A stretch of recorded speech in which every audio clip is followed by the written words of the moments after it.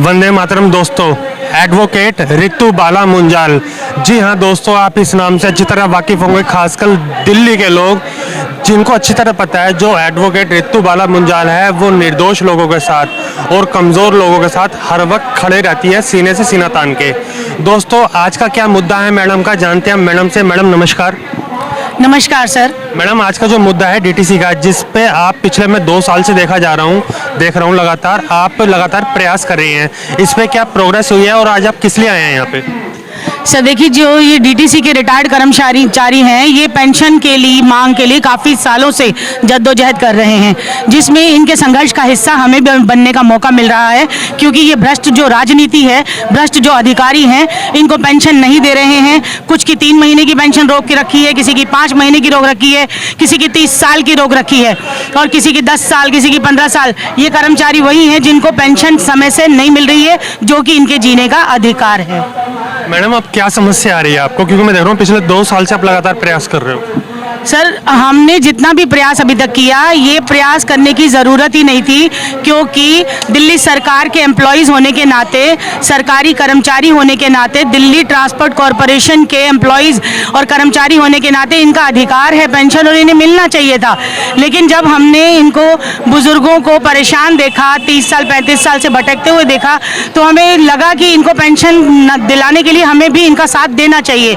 हम सिर्फ इसीलिए आए, लेकिन सरकार अभी भी सोई हुई है, उनको समझ में नहीं आ रहा है और इन मजबूर बेचारे कर्मचारियों को आज धरने के रूप में यहाँ इकट्ठे होके भीड़ करके शोर शराबा करके हंगामा करना पड़ रहा है।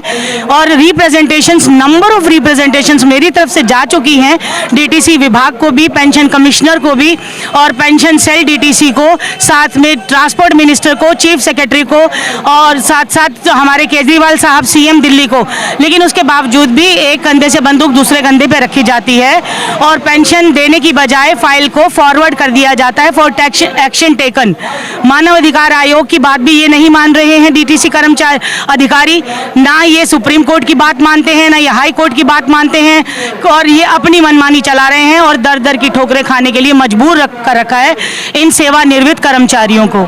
महोदय, जैसे कि अभी कुछ समय पहले आपने बताया था, न्यायपालिका से भी आपने पुरजोर जो है कोशिश करी है मांग मनवाने की, लेकिन वहाँ से भी कुछ रिजल्ट नहीं आया। उसके बारे में कुछ बताइए, क्या मुद्दा था वो? सर ये मुद्दा यही है डीटीसी के रिटायर्ड कर्मचारियों की पेंशन का। लेकिन जब हम कोर्ट में जाते हैं तो न्यायालय की एक प्रक्रिया होती है, एक हायरार्की के हिसाब से चलता है सिस्टम। तो उस सिस्टम में जब हम पहले सेंट्रल एडमिनिस्ट्रेटिव ट्रिब्यूनल में गए, कैट में, तो वहाँ से इसको रेस जुडिकेटा एक शब्द है, लीगल लैंग्वेज, लीगल टर्म है कि सेम लिटिगेशन, सेम पिटिशनर्स आए हैं तो हम इसे एंटरटेन नहीं करेंगे। इसके बाद हम हाई कोर्ट जाते हैं तो हाई कोर्ट भी उसे ये कह के खारिज कर देता है कि इनको आप कैट में ही सुनवाइए।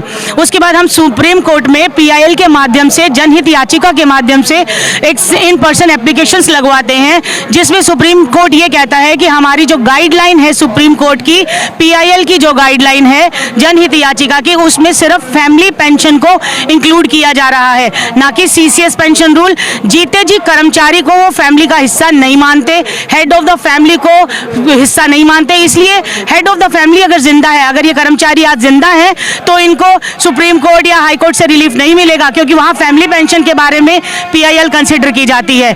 अगर इनको पेंशन लेनी है तो सीसीएस पेंशन रूल के तहत सेंट्रल एडमिनिस्ट्रेटिव ट्रिब्यूनल जाइए।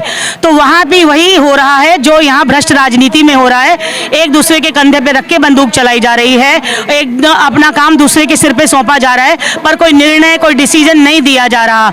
सुप्रीम कोर्ट ने जब इसे फैमिली पेंशन कह के दरकिनार किया तो हमें मजबूरन इनको आज इस धरने प्रदर्शन का हिस्सा बनवाना पड़ा, क्योंकि सरकार ने ही इस बात को मानना है। सुप्रीम कोर्ट में जो जुडिशियल प्रोसेस है, दीपक जैन साहब, उनसे मेरी पर्सनली बात हुई। उन्होंने मुझे कहा कि मैम हमारे भी अपने भी कर्मचारी हैं जो डीटीसी के रिटायर्ड हैं और उनको सुप्रीम कोर्ट से रिलीफ नहीं मिल पाएगा जस्ट बिकॉज कि ये फैमिली पेंशन में नहीं आते, ये सीसीएस पेंशन रूल में आते हैं। तो सीसीएस पेंशन रूल की वजह से हम इसलिए दर दर की ठोकरें खा रहे हैं। महोदय अब इसका लास्ट समाधान क्या है? मैं 2 पंक्ति में जानना चाहूँगा। सर इसका समाधान सरकार के पास है, चीफ सेक्रेटरी के पास है, चीफ मिनिस्टर के पास है, ट्रांसपोर्ट मिनिस्टर के पास है, पेंशन विभाग के पास है और वित्त मंत्री के पास है। वित्त मंत्री को भी हाई कोर्ट ने 2 बार कल बुला लिया ये बताने के लिए कि इनको कैशलेस सुविधाएं क्यों नहीं दी जा रही। इनकी कैशलेस सुविधाओं के लिए आप या तो रिप्लाई फाइल करें, अदरवाइज आपको इन पर्सन पेश होना पड़ेगा, पर वहां भी तारीख पे तारीख लगे जा रही है। इसलिए हमें मजबूरी में इस प्रदर्शन का हिस्सा आज बनना पड़ रहा है। धन्यवाद महोदय। नमस्कार सर।